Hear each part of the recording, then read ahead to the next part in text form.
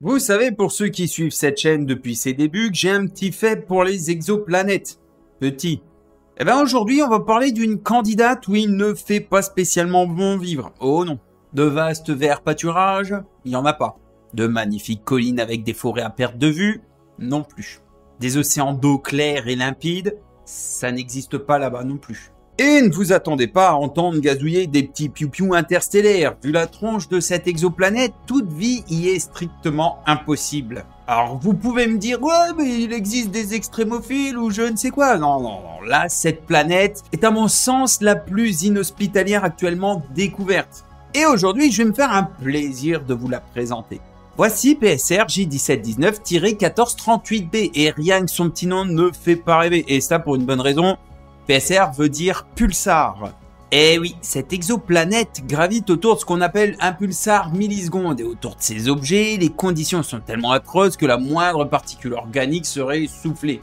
C'est pas la première fois qu'on découvre ce type de monde gravitant autour d'un pulsar, mais il y en a très peu. Genre on les compte sur les doigts d'une main parmi les 5600 exoplanètes connues à ce jour. Celle-ci gravite dans la constellation du Serpentaire. Bah oui, parce que J1719 sont ses coordonnées en ascension droite et le -1438 celle de sa déclinaison. Pour finir, le B signifie que c'est le deuxième objet de ce système après l'étoile. Enfin, ce qu'il reste de cette étoile. Et oui, parce qu'un pulsar, autrement appelé étoile à neutrons, est la plupart du temps le reste d'une étoile type supermassive qui est devenue une supernova. En plus, ce genre d'objet est vraiment minuscule comparé à notre Soleil, pas plus d'une dizaine de kilomètres de diamètre. Et ce qui est encore plus fou, c'est la densité de ce type d'étoile. Notre Soleil, c'est 1,41 g par centimètre cube. Une étoile à neutrons, c'est entre 4 et 6. Alors, ça aurait été trop simple si ça avait été entre 4 et 6 grammes par centimètre cube. En réalité, c'est entre 4 et 6 fois 10 puissance 14 grammes par centimètre cube, soit 600 billions de grammes par centimètre cube, ou 600 000 milliards pour ceux qui ne savent pas trop ce que c'est le billion.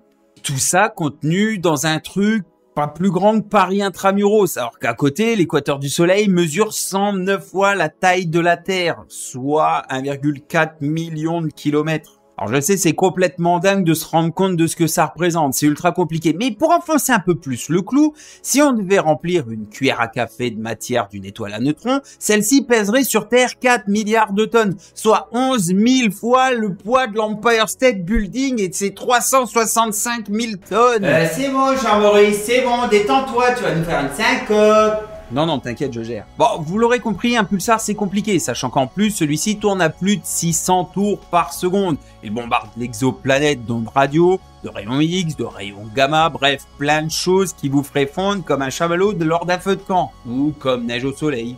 Parlons maintenant de la star de cette vidéo, PSR J1719-1438b.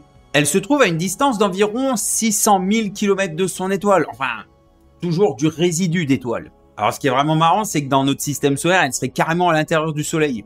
Elle a été découverte en 2011 grâce au radiotélescope Parkes en Australie. Les chercheurs avaient repéré un pulsar grâce à ces ondes radio régulières, sauf qu'au bout d'un certain temps, les relevés étaient légèrement différents. Genre ça s'arrêtait, ça revenait, c'était modifié, enfin ça c'était cyclique.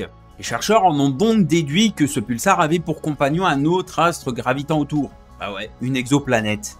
Ce cycle se reproduisait toutes les 2h10. Alors en gros, là-bas, une année, ça dure 2h10. Ça doit être sympa pour les anniversaires. D'ailleurs, mettez en commentaire votre âge là-haut, ça peut être rigolo. Vous l'aurez donc compris, la planète tourne vraiment très rapidement autour de son pulsar et elle est très proche, ce qui fait que même si celui-ci est tout petit rikiki, sa puissance est juste dévastatrice.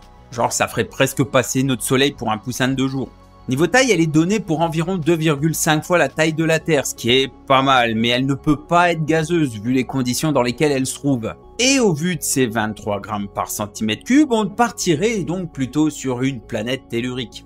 Les scientifiques vont même plus loin. À cause de sa densité, des radiations, des rayons gamma, des rayons X et autres joyeusetés qui la fouettent en permanence, c'est du fait que sa proximité avec l'étoile à neutrons, sa température pourrait atteindre plusieurs milliers de degrés, peut-être même plus chaud que la surface de notre Soleil et ses 5500 degrés Celsius. Elle serait a priori composée de carbone et d'oxygène, mais avec les conditions dans lesquelles elle se trouve, il est fort probable que ces composés soient présents sous forme cristalline. Et c'est d'ailleurs pour cette raison que les scientifiques l'ont surnommée l'exoplanète de diamant. Genre le diamant monstrueux, quoi. Celui-là, il doit pas être donné. Hein. On sait pas trop comment elle s'est formée, mais la théorie la plus probable serait que cette planète était en fait une étoile de type naine blanche, qui aurait vu sa matière absorbée par l'étoile à neutrons, sa plus proche voisine. Ça aurait laissé sur place le noyau très dense de l'étoile vaporisé, ou plutôt absorbé. Franchement, une exoplanète comme ça, c'est assez rare, et comme je l'ai dit un peu plus tôt, pas plus d'une demi-douzaine d'exoplanètes de ce type sont recensées. Et ça prouve encore une fois à quel point notre univers peut être bizarre. Voilà, cet épisode est terminé et je tenais absolument à vous remercier d'être chaque jour de plus en plus nombreux et nombreuses à me suivre. Si vous venez de découvrir la chaîne grâce à cette vidéo, que vous aimez l'astronomie et que vous êtes arrivé jusqu'ici, je vous propose de cliquer sur le petit bouton s'abonner qui se trouve juste en dessous de moi et d'activer la cloche pour être prévenu de la prochaine vidéo ou le prochain post. Vous pouvez aussi me soutenir financièrement pour terminer mes travaux via mon Tipeee, super merci, super thanks, ou même en souscrivant à la chaîne. On se donne rendez-vous très bientôt pour un prochain épisode et en attendant, hop là la nicotine et à la prochaine.